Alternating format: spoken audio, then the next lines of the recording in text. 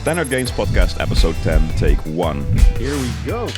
As of right now, we have around 120,000 downloads, followers, subscribers on every single platform. Thank you guys so much for the support. In today's podcast, we got a returning guest, the guy in the blue shirt, Arjen. And we will be talking about different workout routines, his workout routine, my workout routine, Bob's workout routine, and which workout routine is the best and why. Weights versus calisthenics, combining them. How different is it to work out for gains or for productivity? A lot of super interesting stuff will be discussed in this episode. Make sure to smash that like, subscribe, and hit that bell. Enjoy. And right now, today We're going to be speaking about calisthenics, bodyweight workouts versus gym. And we're going to start off with a dilemma. We've got both one for you. I'm going to start off with always, from now on, train at home or outside gym, so not at home. So basically at a calisthenics park or something. Assuming that at home you have a workout place, of course. Yeah. I think at home. At home. Yeah, Okay. always at home. So a home gym versus a Outside. calisthenics Yeah, park. I think at home. Second one, always work out alone or always work out with a workout buddy. Well, following the first dilemma, I think work out alone. All right. I think. Okay, so let's go deeper into why at home. Yeah, I think because it makes it easier. It's just easier to work out and to build a routine. And I think if you have to go outside, it has a lot of benefits, especially when it's nice weather outside. Go outside is really good. But there's not always place because the calisthenics park nearby my place is pretty busy always. And that really interrupts your workout. And yeah, so I think at home is a pretty clear one for me. Yeah, so let's assume that if you look at it from, okay, so you have a perfect home gym, everything you want to do is there. The same thing applies to outside, literally a few meters from your house in a calisthenics park. And then look at the pros and the cons. You still say at home because like calisthenics could be crowded, could be... Yeah, and that has a lot of benefits as well, being crowded, because then exactly. you can train with people, but... It could motivate you, it could help you even, you could meet people. But on the other hand, at home...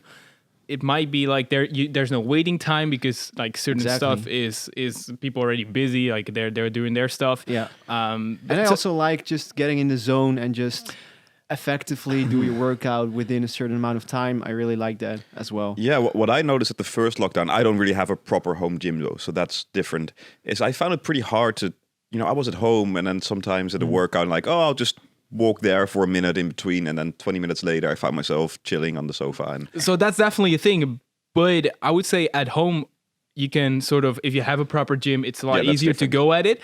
And in a calisthenics park, you could also find yourself like talking to a lot of people for like an hour, and then you're like, oh wait, my set isn't even over. That's exactly what happened last time I went to the park outside. Because a lot of people have such interesting stories to tell, or at least such interesting things to say about working out, that it really feels like, oh wait, you could be talking for like 50 minutes. And just helping each other with certain moves, or some old guy wants to learn a muscle up, and then, that happens a lot. That happens a lot. Yeah, no, that's true. And actually, the workout park I go to, the calisthenics park, there's an 82-year-old guy who goes there 5 times a week, and he really likes to chat also with other people. It's really sick. Damn. He does like leg raises, and he's trying to do like a dragon flag, which we told him probably not a smart thing to do.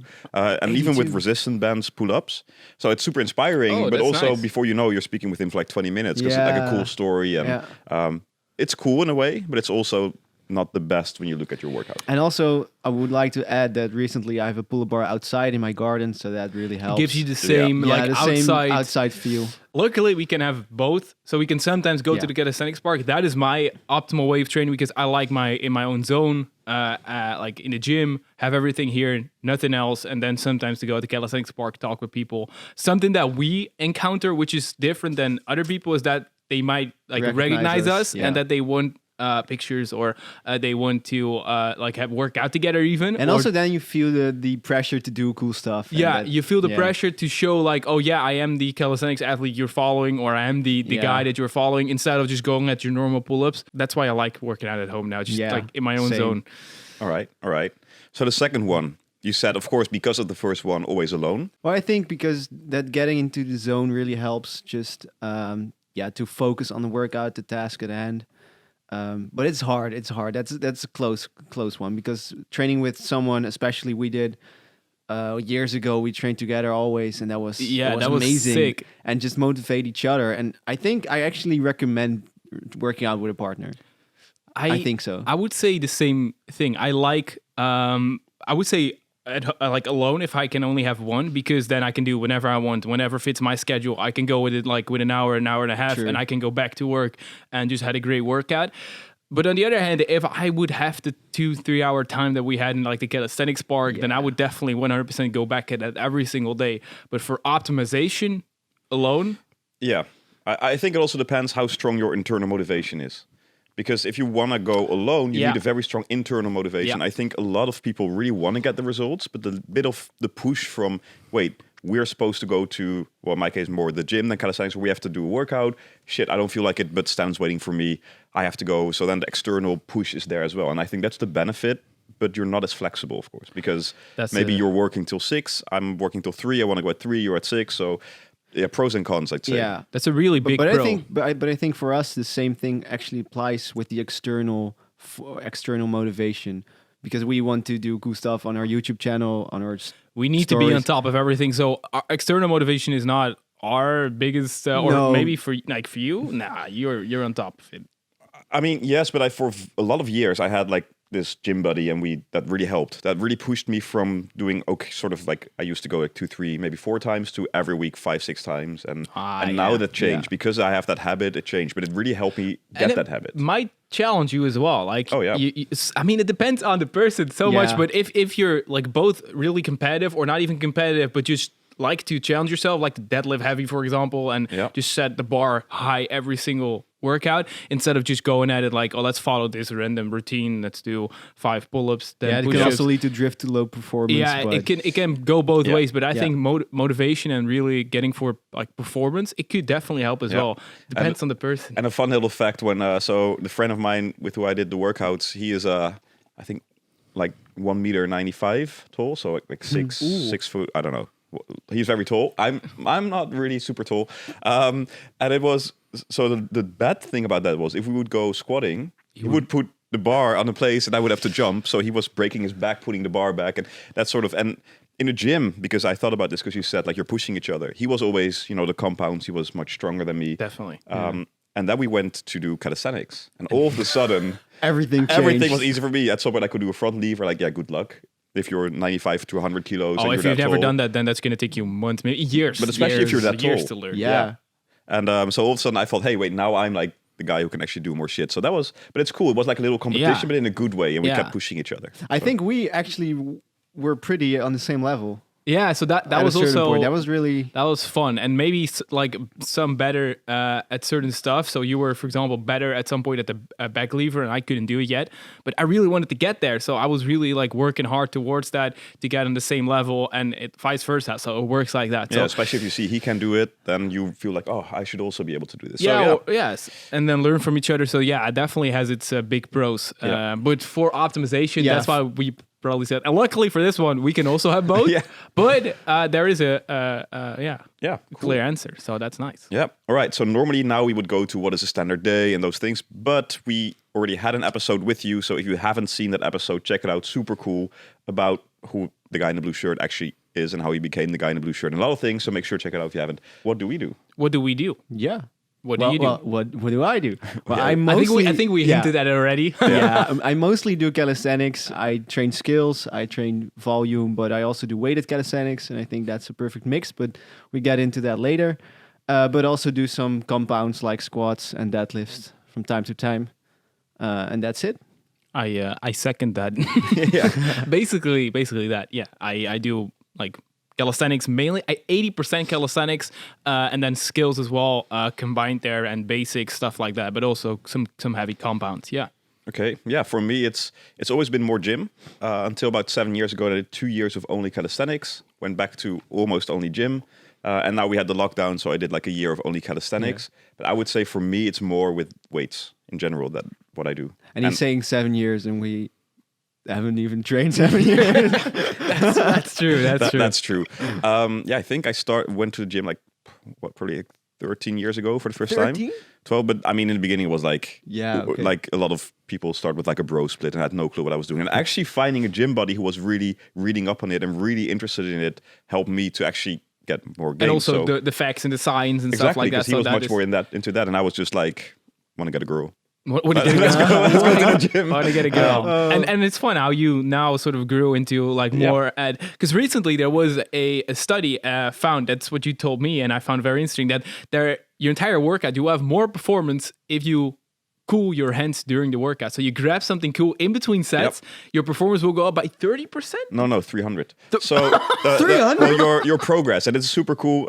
Giving credit where credit is due, there is a podcast called the Huberman Lab. That's where it's from. And basically what they say is the reason why if you do a lot of sets and you first set you can do 10 pull-ups, and maybe second set 10 pull-ups, at some point it goes to 5 or 4 because you're getting tired. Our core temperature inside starts to go higher and higher. And our body starts protecting ourselves by putting more energy, of course, towards cooling down the core. We don't want to overheat, and that's why you get, not as good in your reps. However, if you grab something cold, and they're actually creating like a device for it now to do this, your core, this is your hand, the palms of your hands is one of the best ways to cool down your core temperature, and that way you don't overheat, and you can actually get more reps. So by doing that, your 6th and 7th set will almost be as good as your first rep. And set. So that's where the performance is really showing. So it's not necessarily you can now, instead of do like 10 pull-ups, you can now do I don't know, what you say, 30 times. So you can now do three times more. So 300%. Oh, 300%. I was all right. So there you go. So you can now do like 30. No. Now it's about later in the set. Yeah, basically, if you do it for a longer time, what they said is if you. So your total volume you can do is about 3 times as high as if you don't do that. And a lot of professional athletes it's not just in the gym, it's with a lot of things. It's super cool study, and it's pretty funny. I was actually in the gym this week, and I was standing like this the whole time. Between every set, I had like a cold water bottle. At some point, someone asked, like, why are you standing like this? And I got a super cool discussion about this, because it's not really It really sounds like something Wim Hof would recommend. Yeah. So grab something cold in between your workouts. I mean, it kind of makes sense. Or in between your sets, even. Yeah. So we stood here with 3 guys in this gym here downstairs, and we grabbed the poles of the calisthenics bars. Nice. But I mean, that's sort of interesting stuff. And but how does that work in winter times when you train outside? For example, the hardcore calisthenics. Well, I mean, there's a difference between your outside body temperature and your core body temperature, and it's about the core body temperature that sort of starts to overheat. So, but probably if you do outdoor calisthenics, the bars are so cold that you're automatically cooling. But it's made, I don't know. It's a that would be an interesting follow-up study. Yeah. So Dr. Huberman. 2 people that do calisthenics and work outside when it's really cold. Do you feel like in winter you have more performance? That's a question. Yeah. Maybe people do not necessarily experience it, but that's because of an entire other reason, because they're heavier, and then during summer they're leaner, and then they can. Could be. So that it sort of evens out, but it could be. I mean, if I think about my outside workouts, I think, but it's also because outside. It's outside and it's cold outside, but normally you would take less rest. But maybe because you feel cool or cold, but I think also maybe because you feel ready faster. Oh, maybe. Oh. I don't know. But this is completely speculating right now. So, exactly. But this is fun. I want to change my dilemma to outside. I want to train outside. Only when it's cold. Yeah, only when it's cold. Or just have like a bucket of ice and just put your hands in it. Or I think there was something about it shouldn't be too big of a. I don't remember, but maybe gradually. So if you grab something cold, it goes gradual. Yeah, it could be. Yeah. Let's go. Anyway, let's go. Yeah, so that's what we do. But now let's look at what is better: the body weight versus weight training. And where should we start? Well, let's look at aesthetics. What do you think builds the better body? And this is all very subjective, but that's why we're here, and also trying to get up with some facts. But what do you think is better? Yeah, it's also a hard question because I like to combine the stuff, the 2 worlds. But for the sake of what's better, we split it up. But for aesthetics wise, I think calisthenics provides some benefits because you have to pull your own body weight. It's not really beneficial to be really heavy. So to have a high fat percentage, that's not really beneficial for calisthenics. So I think doing calisthenics helps in that way, because more aesthetics wise you have as a calisthenics athlete, you tend to be more leaner because of the entire calisthenics. Yeah. So the physique on itself is more leaner, but it's not really because of calisthenics. That's the main point. But I mean, I do think there's a difference though in exactly body composition. I do think that there is a difference as well. When I would say resistance training is resistance training. It's all about genetics. If you build a big chest, if your chest is going to be like insanely popping and you have a really sick upper chest and stuff like that, that's just workouts, and you train more with different types of training. But like how they look, I mean, you can't change the connections of your body, like your chest and stuff like that. But no, but I do think there's a difference if you see a calisthenics athlete's body compared to someone who lifts heavier weights.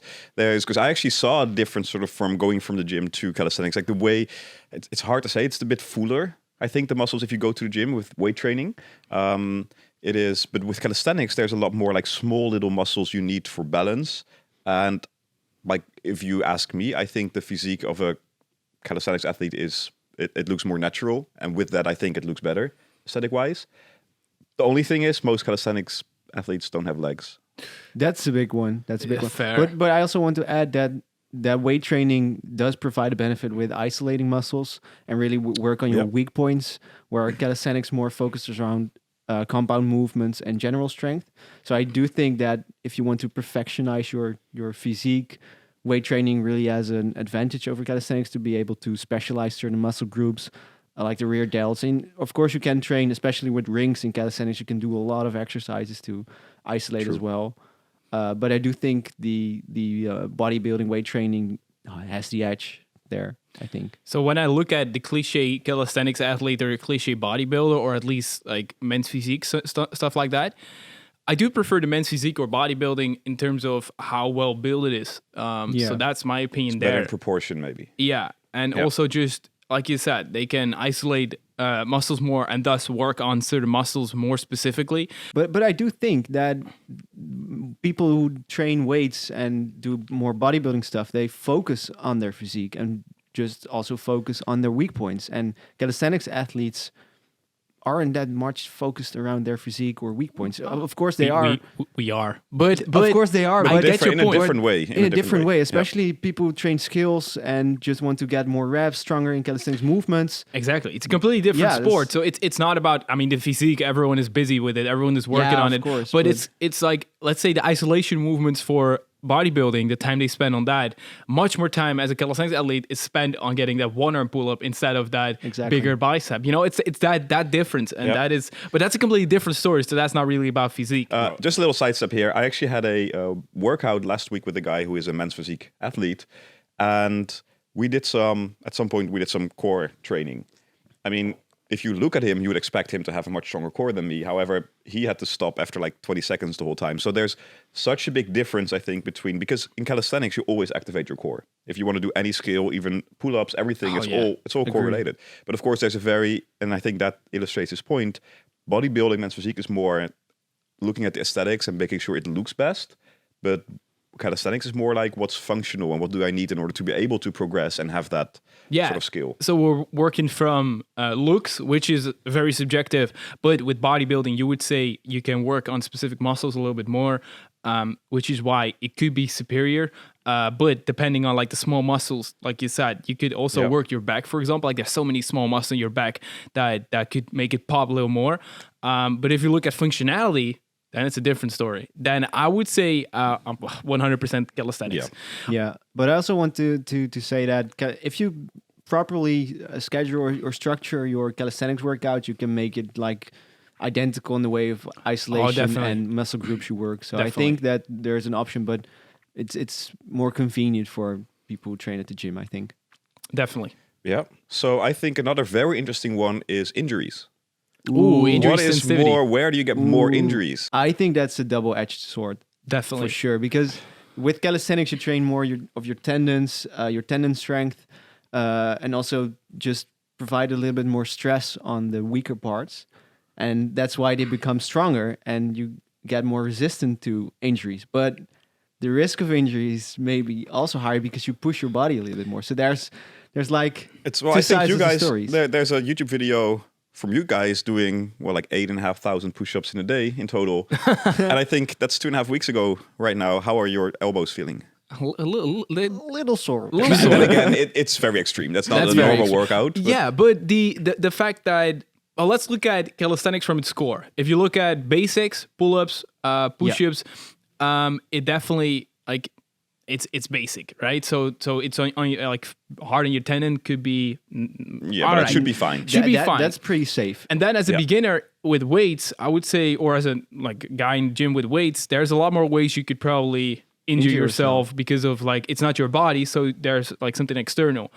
But then if you're gonna look at skills, for example, heavy stuff, skills, it definitely is a lot more injury sensitive than with weights, like body weight stuff like workouts. But I would say if you're gonna go crazy like a 501 kilogram deadlift, you're a little bit on the edge. I would say that will be definitely more injury sensitive there. But then you can also go with calisthenics. You can go to the 8,000 plus push-ups. So it's like you said, a double-edged or freestyling. Freestyle calisthenics, that wins for me. I would say. But I mean, that's almost a different sport, right? Yeah, that's a different sport. I think so. But I think for just daily life in injury risk, so for example, you push something heavy to pick something up, I think calisthenics has the edge there because when you focus on weight training and especially focus on isolating muscles, isolation work, then you work the muscle but not really learn how to combine the muscles and work together as a whole unit. And with calisthenics, basically all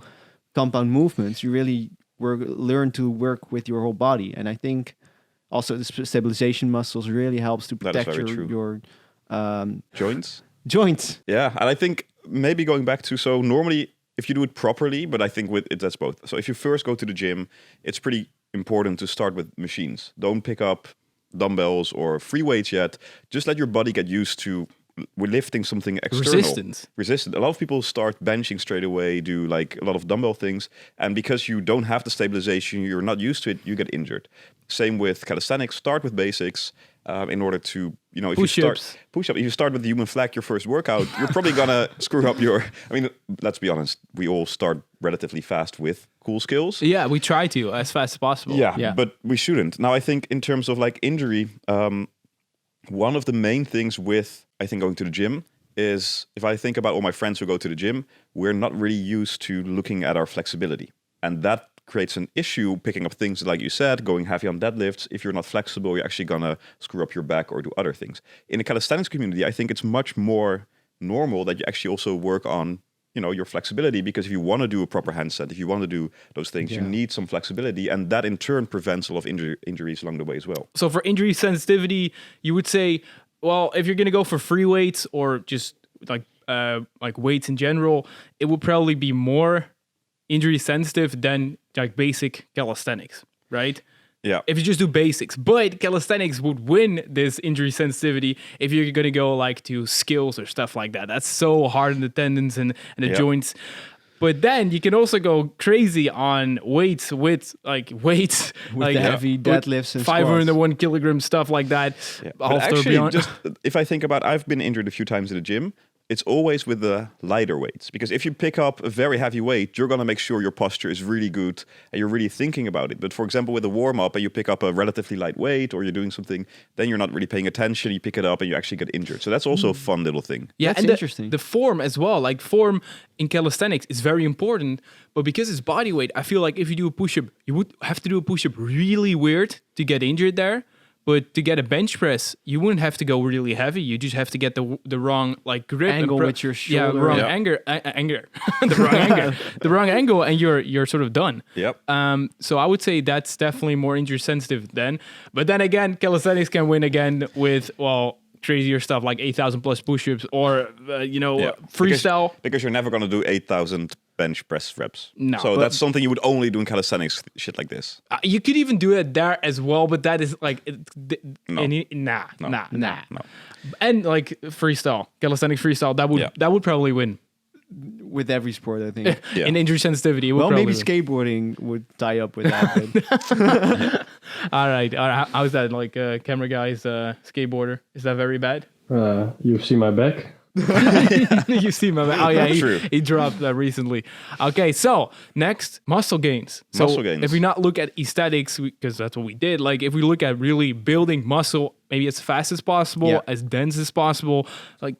What's better? Well, of course, we know that compound movements really help with muscle building. General strength really helps. You burn more calories, but also provide a better stimulus for your body to gain muscle. So, and of course, calisthenics basically is compounds. but also muscle is built by progressive overload, just progressively or increase reps or increase volume or increase the weight you lift. Decrease rest. Decrease rest as well. And I do think that it's easier to have the weight progression when you do weight training because you can just add a few kilograms every week or every month. And with calisthenics, it's sometimes harder to track. You can increase the reps, of course. Especially for tracking, I would say. Yeah. Tracking, it's like saying, all right, this week I do a 100 kilogram bench press, and next week or next workout or 2 workouts later, I'm doing 102.5 kilogram bench press. Yeah. And then you're going up like that. With calisthenics, well, reps will be very easy. But at some point, you're done doing those 70 push-ups. Yeah, and I think also very important is the load, right? So you look at the total load that your body gets in terms of, and it's very easy in calisthenics to sometimes just go way too many reps, which actually doesn't even improve your results. Your hypertrophy, exactly. You're going for endurance. So then the only option would be to add weights to your calisthenics or to do other things, which we'll get to soon as well. So I think it's easier to, especially legs, grow by going to the gym. 100%. 100%. With legs, it's a really hard one. Yeah. Because let's introduce, you already mentioned it, weighted calisthenics. Yep. You can add, there's so much, especially the stigma in the bodybuilding world, saying but at some point, there's no resistance anymore, right? You're doing 100 push-ups. Oh, first of all, if you do push-ups right, then you would see a lot of bodybuilders go from 50 reps to probably 15 or 25 reps. Yeah. So try that. But then also try to add weight. So add a backpack, and then you're getting closer to a bench press, but still it works more the core. It works more on the other stuff. So stabilization muscles as well. And I do want to add that there are a lot of guys who do really crazy workouts, hours of reps and sets, and they're are massive. Those guys in New York, New York City, exactly. I mean, that's a little bit also genetics and probably, and but also just I think that being heavier and eating in a surplus really helps with calisthenics as well, because you then provide the progressive overload because you become heavier, and then you see that a lot, and then they get heavier. Yeah, that is true. That's very true. So I would say, what would we say? I would say let's say it's easier to do it in the gym with a bit less knowledge than with calisthenics. Yeah. I think, for example, if you do, let's say, I think most people who been going to the gym for a while do push-pull leg split, right? So you have a 3-day, and then you have, for example, 2 pull days, so 2 back days, and with one you can say I'm going to focus on the width, the width of my back, and the other one more the thickness of the muscles. That's quite easy to do in the gym. With calisthenics, that makes it much harder. I think. Yeah, that is a lot harder, because with calisthenics you can't even try that, but that would be very. Well, one time you would do more pull-ups, and other times you would be doing more row variations and those kind of things. Horizontal versus vertical pulls.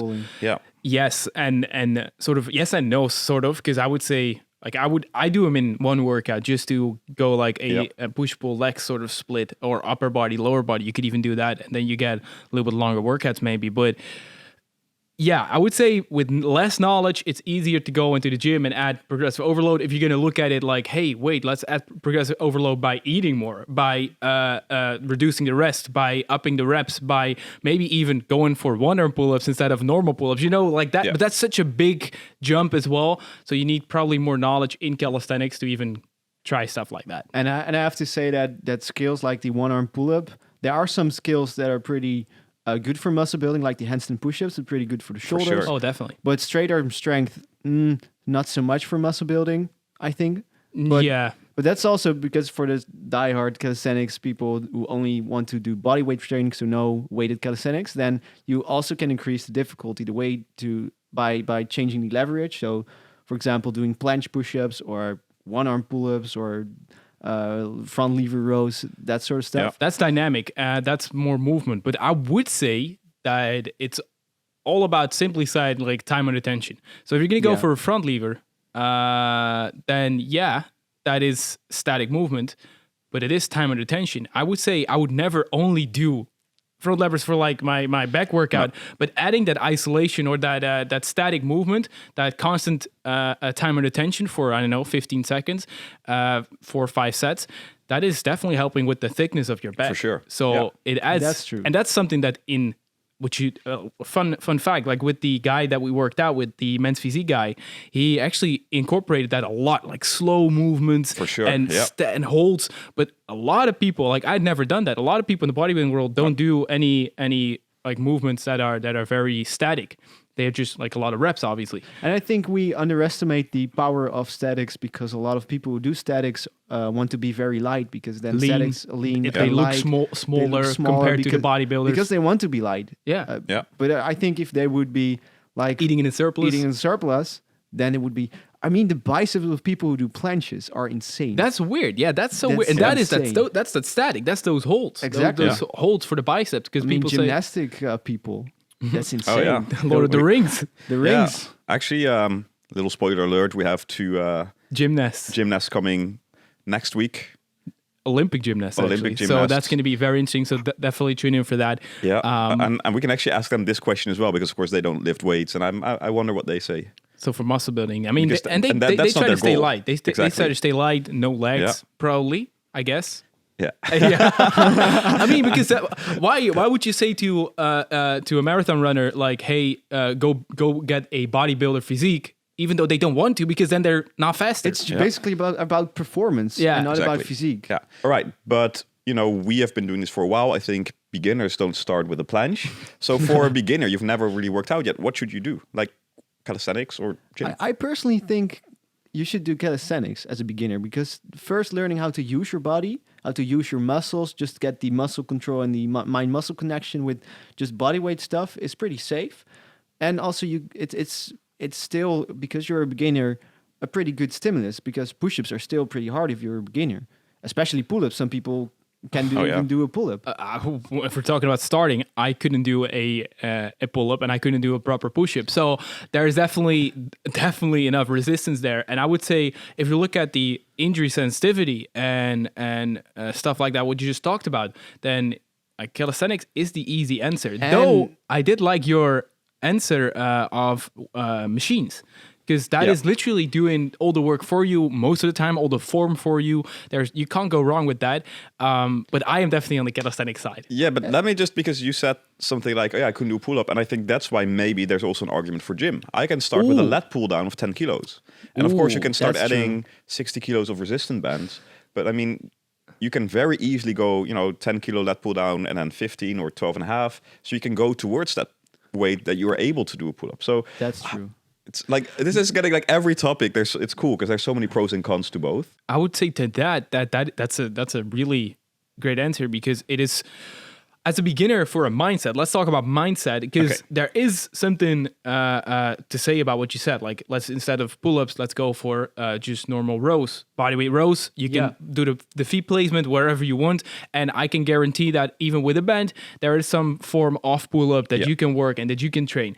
However, as a mindset from a beginner, that is way too hard to think about. That's way too much steps instead of just grabbing a weight, just sitting down on a machine, grabbing the weight that you can actually lift, and then be like, oh, that's way too heavy. I'm going to go a little bit less. And then just challenge yourself, and then every single workout add a little bit more. That's such an easy step, such an easy mindset. And it also motivates you because you can do actually the movement. Yeah, With and you pull-ups, see the result really fast because next week, wow, especially in the beginning, like the newbie gains. But also that goes two ways because with calisthenics, you really want to get your first pull-up. That's also so true. It's Oh yeah, it's definitely. hard. I'm still on the calisthenics side because of the less injury sensitivity, and even just though stabilizing there the is muscles in the the joints. stabilizing muscles, just getting to get started with your body and just getting started with knowing your body and stuff like that. And a lot of stuff you can say about you can also have a better form and just go at the gym, stuff like that, go to the gym. But I would say the main focus for me would be saying that, you know what, let's start with calisthenics because I don't have to get a gym membership. I don't have to get anything else. Let's just right now go to the floor. Into convenience. Let's go to the floor, do a few push-ups, maybe even order at some point a pull-up bar or just grab a table and do rows there. So you just get it started without even knowing, you don't have anything to spend on. There's nothing else. And then you can see if you like it or not. Yeah. See if you like it. Yeah. See if you like the challenge. If you think body weight is not for you, which I can guarantee there is something that you're going to like, but then you can also always go to the gym. Yeah, and that's a funny thing. One of my friends, he's pretty big, always went to the gym, and we had a lockdown, so he had to go do calisthenics, and he was like, I'll do it for a bit because gyms are closed, and now the gyms are back open. He's like, I'm not sure if I'm gonna go gym, or because he really enjoys doing it. However, and that sort of also ties in with what you guys said, he really wanted to learn the muscle up. So I kept telling him, hey, start using a band, but he at some point refused because he kept doing them without, so one elbow would go first, and that's injury. Yeah, and that's one of the things I think with calisthenics, you really want to be able to do it so bad that you skip a few steps. Yeah, 100%. And then you could get injured again. So that is definitely danger if you start with calisthenics. Also has to do like subjectively with mindset or the way you're looking at a certain. But I mean, it's very human to try to get progress as fast as possible. Yeah, and I also think that people who go to the gym, some people have a personal trainer or someone who knows their stuff. And with calisthenics, it's mostly just figuring out on your own. Of course, in the park, there are some people that you can learn from. Or you could buy like a cool little course. Workout course. Workout course. That would 90-day challenge course. Yeah, exactly. I mean, that coming up work. soon. Yeah, but no. But I mean, again, then sort of the thing that I said wouldn't apply because you have to invest into like an $80-$90 program. But it would still make sense if you just start with that and think, hey, I like that, but I'm not sure where to go from here. And then you can start buying or a course like that and have an entire mentor, or just even buy a personal trainer. But then I can tell you, you're like the same. You're going to spend a lot of money. And maybe one last thing here is, I think a lot of people go to the gym for, well, a lot of things, insecurity and other things, but also because they see some people on social media looking amazing and like, oh, I've been going to the gym, and of course they're often trying to sell you things. And it's very unrealistic to be able to achieve those goals or to achieve that body, especially in short term. I think that pushes people to the gym. They try for a little while they see, hey, I'm not looking like this amazing guy that I see on social media. Not even close. And they might lose motivation. I think in the calisthenics world, that's not as much. It's more that they really want to get that front lever and they feel like it's really hard. But if they've been doing it for a few months, then it's not like, oh, I'm now going to quit. No. That you don't see that a lot. You see a lot of people like they quit within the first month, or they keep going and maybe don't ever get the planche or something like that. But they do still think, all right, that's a really hard exercise. Maybe I will get there one day. But they are still working on those goals. Exactly. Yeah, I think there's more persistence. Not only that, but more like I think people generally like that they can do, for example, a one-arm push-up. They really think, oh, that's so cool. Yeah, and so they don't really have to achieve a planche or a front lever, but just small steps in cool bodyweight movements. Yeah, that's basically better than other people who go for the gym, for example. Just be different there. I think that helps. But it's also because gym is more mainstream, so we see this more often. So there is a lot of social media pressure to go to the gym, and then if they go to the gym and don't see any results, it is probably really fast that they think, hey, this is not going to work. I'm going to go down and then go to the couch and I'm, fuck this. But I have an interesting question for you guys. Yeah. We are really focusing on guys. Ooh. What about women? Sort of. I would say a lot of stuff applies to women, like what we just said, but we are... But what would you recommend if you start? I would say for women... I would say gym. I would say gym as well. Because, well, the same thing applies. But for women, because if they look at normal calisthenics athletes, they are so, most of the time, far from what they see on social media.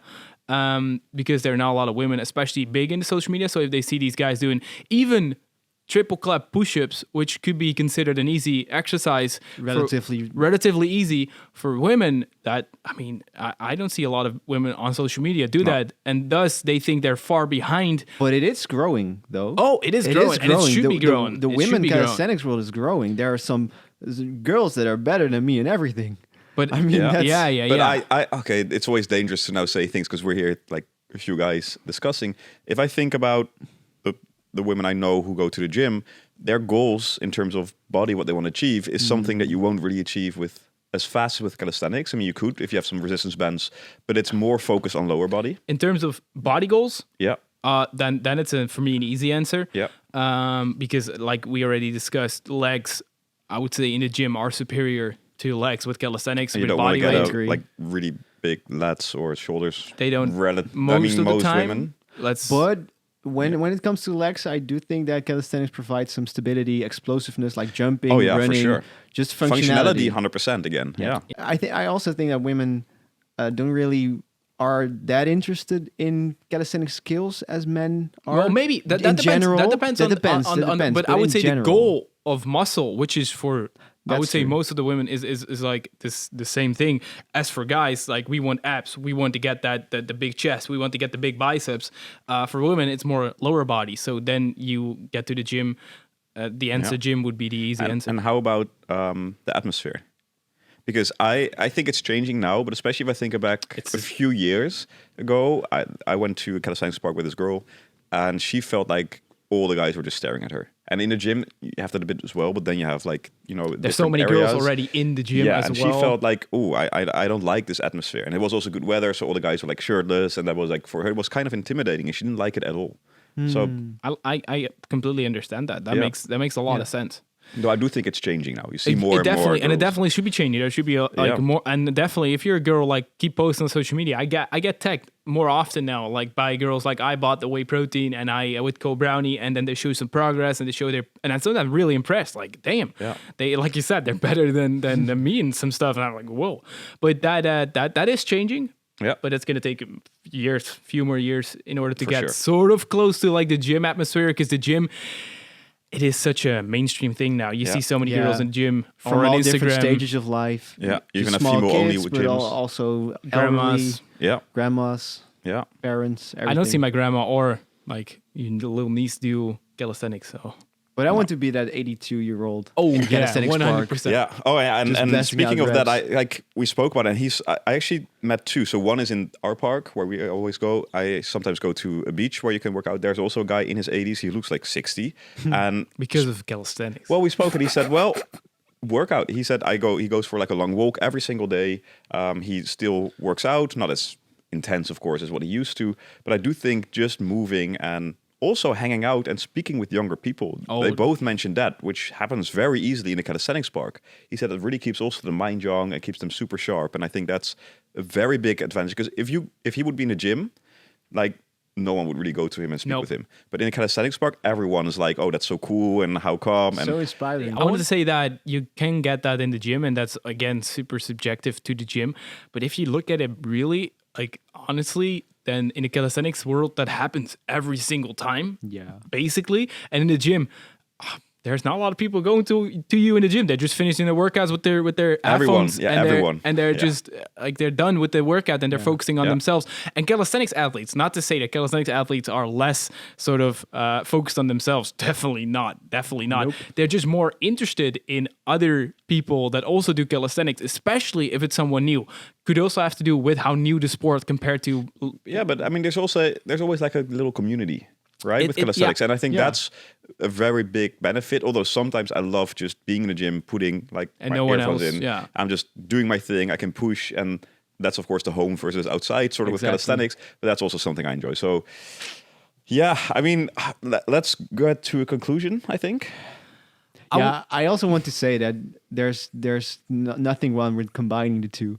It's not that it's always splitting up. Like, should you? It's do sort of weights? what I do, and I really enjoy it. Exactly, that's what we all sort of do, and that's sort of the conclusion that we were probably building towards. Just do what you love, do what you feel, what you feel comfortable with, but also try something else.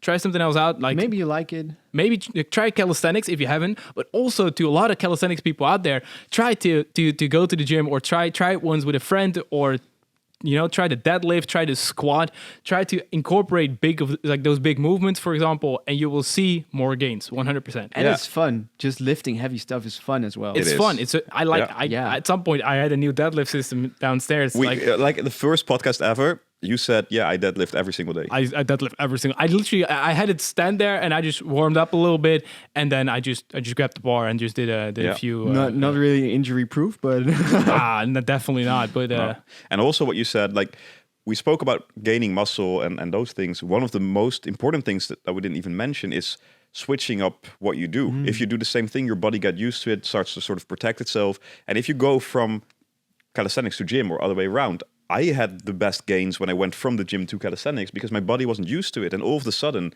it shocks the body. And I think, so switching up is just good in general. Definitely. And also just combining heavy stuff with high volume is a big one as well. High volume, low volume. Just try out weighted everything calisthenics and see what works for you. Yeah, and then just sometimes switch stuff up because I like to just randomly like have 4 different types of workouts in a week, and that's just like it's a lot of fun. And maybe if you like go really hard at it, you can go to a minus 0.3% body fat like Ronnie Coleman, and we can all just live happily ever after. I think that's a good conclusion here. That's really Yeah, and I think on that bombshell, let's call it. Let's call it an episode. Arjen, thank you so much for being here again. Of course. Cool topic. Definitely. Let us know if you want anything else, like the people listening or watching, if you have anything else that or you your want. opinion. Or your opinion, definitely. We try to be, we're sort of biased because we are really in the calisthenics world, but Bob here. I'm more into, but I also really enjoy calisthenics. So there's a little hard. of bias here, but that's why we also like your input. Definitely let us know in the comments down below or on Instagram. And I think it's really important not to see them separate too much. I think just training 100%. and just accepting each other, because there are a lot of people as well in the gym as people within calisthenics who are like, oh, that's the dark side. Or the weights are the dark side. There's only one dark side, and that's CrossFit. Let's get to it. I do not agree, but that's another topic. All right.